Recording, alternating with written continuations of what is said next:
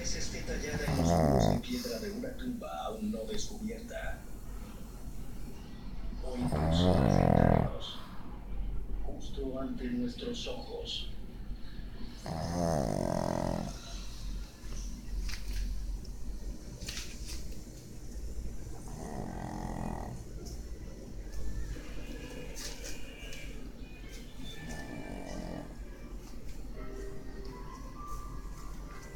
Vamos a revelar los archivos al público. Si no encontramos nada, nos diremos que no hay nada. Con toda la tecnología actual estamos encontrando cosas que nunca pensamos que existirían.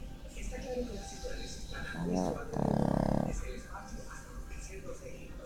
Hemos descubierto pistas elevadas de la cultura a simple vista. Hay nuevas evidencias que crean más preguntas. No tengo todas las respuestas, pero Esos son los ronquidos de Yoda.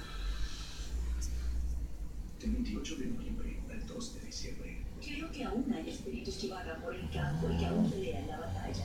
Sucesos inexplicables invadían ambos sentidos. No creía en fantasmas ni en lo sobrenatural. Cuando subí las escaleras empecé a creer. Un portal a lo desconocido. No voy a esperar a que esta gente muera. Buscaremos respuestas. Todo no es lo que parece. La semana de misterio.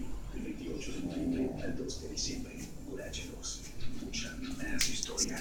invenciones ingeniosas. El Jetpack mejorará tus capacidades de correr.